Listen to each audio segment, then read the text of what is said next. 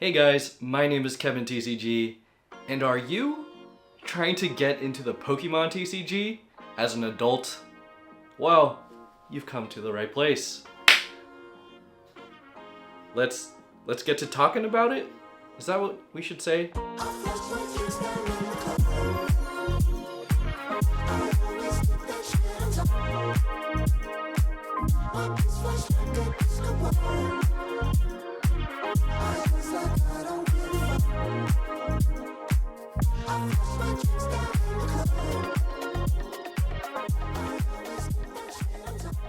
So this video is mostly for people who are trying to get into playing the TCG.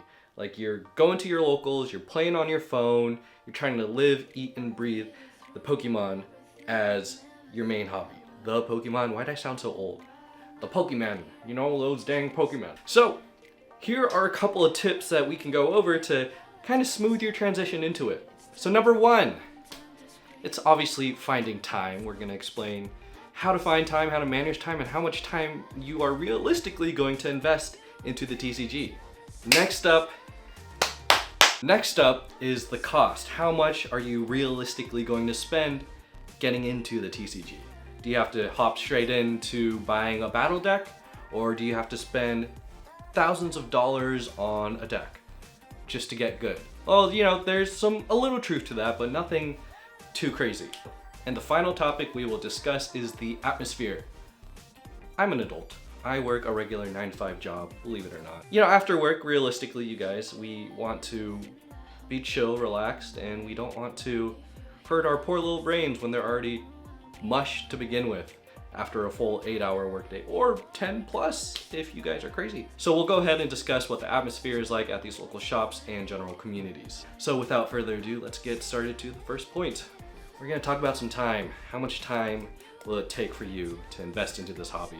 How much time, is that it? What to really expect when you play in these types of tournaments, and so on and so forth. So I guess the first thing is, what is your schedule like? Because tournaments typically are held at your local game shop at the very least once a week.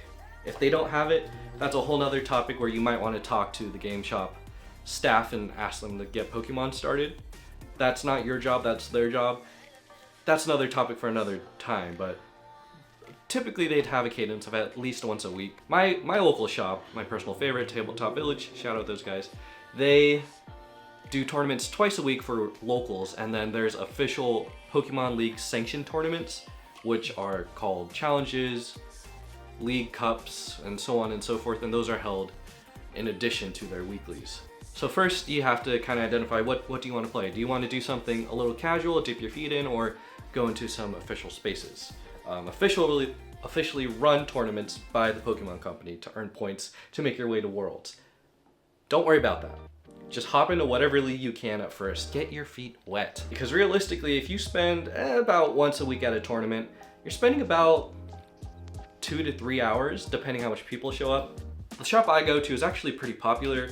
It pumps out perennial World Championship players. Like, they are oftentimes in Worlds every year. Some of them even make it to the top 8. It's crazy. We have about, on average, like 30-35 people per tournament. And that takes about 5 rounds, and each round is about 50 minutes or so. And if there's more people, I played with up to like 50 something people in a tournament before, and that took like 7 rounds. That takes a long day, especially right after work. It's a bit rough. So a little more context. We're gonna explain what your local day would look like after work for a tournament. So for me, I get off around 4 p.m. and the tournament starts at 6. So that's enough time for me to drive on over through traffic and get to the shop and sign up for the tournament with about, I don't know, an hour, sometimes 30 minutes to spare, because getting through traffic after work to go home, for me at least, freaking sucks. So I'm at the shop, and even before the shop, right after work, I go to like Taco Bell and I order like a meal and eat it, and then go to the shop, because by the time I get to the shop, I don't have much time to eat because we're gonna be playing through the rest of the night. So I always make sure to eat before I go to the shop. Then the tournament starts, and then it ends around 9:30 to 10, sometimes 11 p.m. in my case. It really depends. I usually play the full like 5-6 rounds, in some cases 7, because I want to learn how to get better. I need to learn from my mistakes. I want to see how far I could get. On average, I don't do very well, but I learn a lot from playing, and I get better each tournament I go to. Now, I'm gonna be real with you guys, I don't go every week. I'm kind of like you. I go to work, I go to the gym, and that's it, and then I go home. Or sometimes I go to work, I forget about the gym for like 2 weeks, and then I go home. It's a sick, vicious cycle, but I always try to throw in a tournament every now and then. Shoot, I have videos of me literally vlogging tournaments. So from pretty much 4 p.m. to 10 p.m., I am out after work playing cards, and I have like a quick dinner. Now that's 1 day a week. I do that, I try to shoot for at least once a week.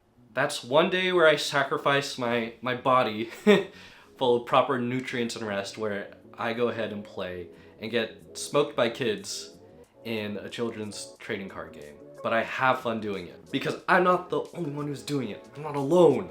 There's other people like me who get bodied, and we have fun, and we learn every day.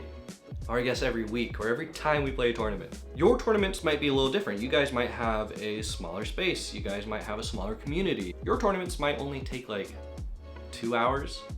So you're done by like at a reasonable time, because there's only 5 people who play. And there's nothing wrong with that. You guys can make friends with your community and learn to expand from there. I guess the gist of my spiel is find time, make some time, because you're gonna be expected to devote a little bit of time into this, at least 3 hours into playing a weekly. And that's not counting the other amount of time for deck building and researching and watching videos. Now I'll lightly touch upon that subject. So deck building, you could really just go to Limitless TCG and see what are the top, I believe 20 decks. And you can watch a couple of YouTube videos to see what are the best decks to run, what is the best type of meta. And that's gonna take up maybe an hour of your time. It's not that much, just to learn, just to dip your toes into it, seeing like what's good, what's not good, what you should look out for, and so on and so forth. And then there's like training, the training aspect. Some people play TCG Live before going into their first ever tournament. Some people have only played TCG Live. Some people have learned through Battle Academy. I certainly have. I played a little bit of TCG Live before my first tournament, but playing that is so much different than playing in real life. You have to remember to shuffle your cards after each time you search your deck, or shuffle your cards during certain actions, and you have to make sure you're taking your prize cards, and so on and so forth. Nothing's automated. You learn your mistakes that way. So through playtesting, that's gonna take a little bit of time too, because a lot of, I'd say the most modern way, if you don't have access to cards immediately, if you aren't able to buy decks immediately, the most common ways to do TCG Live. And that, again, that's up to you on how much you want to practice. As long as you have a solid foundation on how to play the TCG, which I recommend checking out TCG Live, I think you'll be fine with whatever current meta deck is available to you. So don't worry too much about training for hours on end. Again, just learn how to play and just jump right into it. Before I start going to my weekly locals, I've been playing TCG Live for like 2 years at that point, and then I just dove right in. It's easy, guys. Don't be afraid. Now, we'll talk about that in the atmosphere topic or portion of the video. Now we're gonna talk about the cost. Should you buy a battle deck, a theme deck? It's like 12 to 25, 30 bucks. Is it worth it? No, don't buy those, avoid those. It'll teach you how to play, just don't buy it. If your local shop has a good Pokemon emphasis, if they have staff that really know about Pokemon, ask them to help you build a certain deck. Show them a deck list and they'll find cards for you to help build it. Ask your local communities. Go on like your local Facebook pages if you guys use Facebook. Find the Discord of the local shop and ask them, hey, I'm looking for these cards I found on Limitless TCG. Can you guys help me build this deck? And more likely than not, some people will help you. So visit these shops, see what they got in store, ask the people, ask the community, see what they got in store. If you can't find anything local at all, go online. There's TCG Player, the most common and honestly affordable way to go about things, because if you need a stupid item card or basic Pokemon that costs 10 cents, they'll send it to you, and you'll pay 10 cents for it, minus like $1 shipping. It's nothing. Overall, your decks for meta decks can range from honestly as low as 20 bucks to $100 on average. You'll probably spend like $60 to $80 realistically. So if you're a collector and you have a lot of bulk laying around, chances are you can form like 90% of a deck you need. The only thing you're missing are those multiple big banger EX cards or V cards or whatever GX, whatever format we're in right now, you will most likely need more of those. So that's when you go to your shop or your community and you supplement it, because I have Ogerpon EX. So this is from my Raging Bolt deck. I only had one of these guys, so I went to my shop and bought 3 more. Easy as that. Everything else I had in my deck ready to go. And what about the other stuff, like your accessories and your gear? Do you need all this? So the only thing you really need is a 60 card deck. You don't need dice and damage counters, although they're very helpful. Your opponent will most likely have them. You don't need a playmat. You don't need deck sleeves, although I really recommend it. So realistically, if you just want to hit the ground running, you could start playing as soon as you build your deck. Now for your essentials for playing in your first ever tournament, I recommend checking this video out I made. It kind of just reiterates what kind of things you could bring if you were willing to onboard onto it. But even before that, if you've opened Elite Trainer boxes and you have a bunch of sleeves, use those. I have Elite Trainer box sleeves, ETB sleeves, like no one's other business. I have a whole drawer full of them, and that's what I use for my deck sleeves. A lot of people use third-party sleeves like Dragon Shield or Katanas, or sometimes even penny sleeves, which is not very common. I personally just use the ETB sleeves. If you have them, use them. They're not the best of quality, but they'll do the job. Anyways, what kind of accessories you need? Watch this video here. I really recommend it, but realistically, you just need a 60 card deck and deck sleeves, and you'll be good to go. And as far as like sleeves cost, I don't know, 20, not even, like 10 bucks max. It could be like $5 or less at your local shop. Your local shop might sell these ETB sleeves for like $1. You'll be fine. Oh, hold on. Before we move on to that next topic, I forgot. We want to talk about tournament fees. Your local shop most likely will have a tournament or entry fee. This is how they stay in business. It's a passive way of income. They need money to survive, and that small $5, $10, $15 fee will go towards pricing, because most likely your shop will have pricing at the end of it. So if you have, I don't know, 20 people, $5 fee to enter, that's 20 times 5, that's $100 pool, and you can use that for like credit or packs or whatever to trade in. So whatever is up to your shop. If keep in mind there's a play fee. I pay about $10 for my fee, and I believe the top 8 get a cut of store credit, and the top winner or the top 2 people can either split it or get a bigger chunk of store credit. It's really up to your shop, but keep in mind there is most likely a tournament fee. Now let's go ahead and talk about the atmosphere. What is it gonna be like? What is the vibe like? You're off work and you kind of just want to relax and deal with no nonsense kind of stuff. You'll be fine. On a more serious note, what is the atmosphere like? So for most shops, it'll be pretty chill.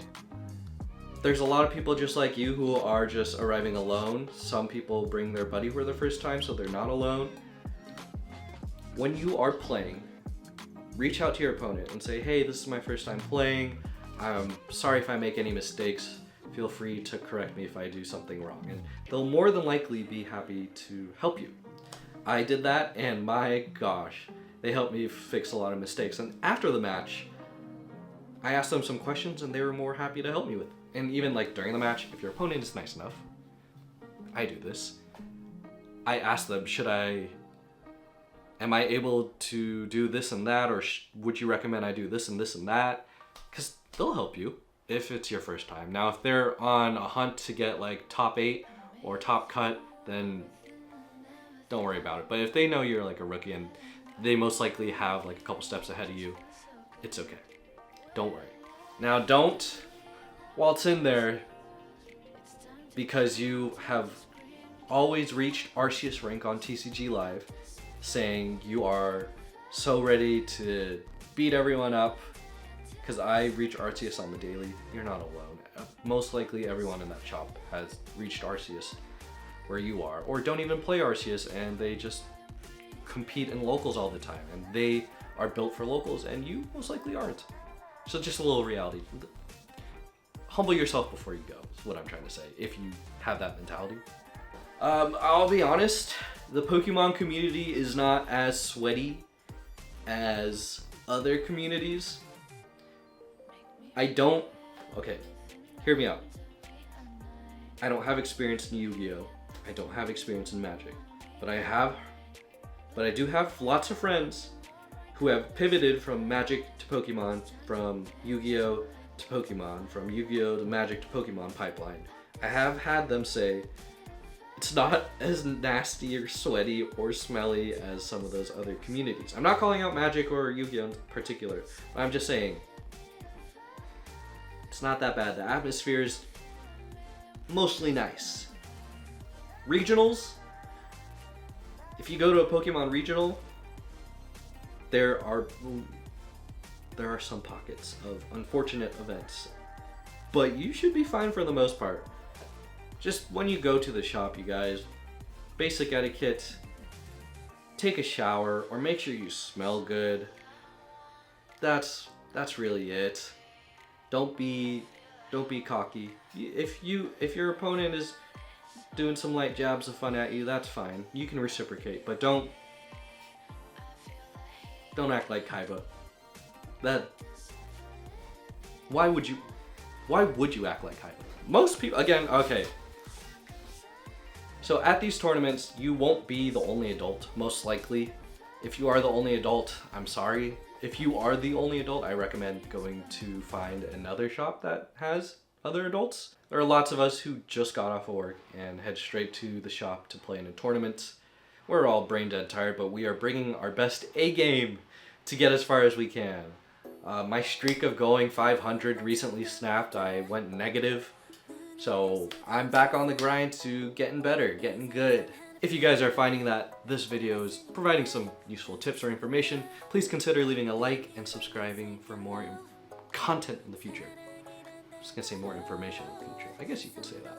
If you guys have played the TCG before and are trying to get back into it years from now, and you have any other tips to offer, please let me know in the comments down below, or let other people know in the comments down below.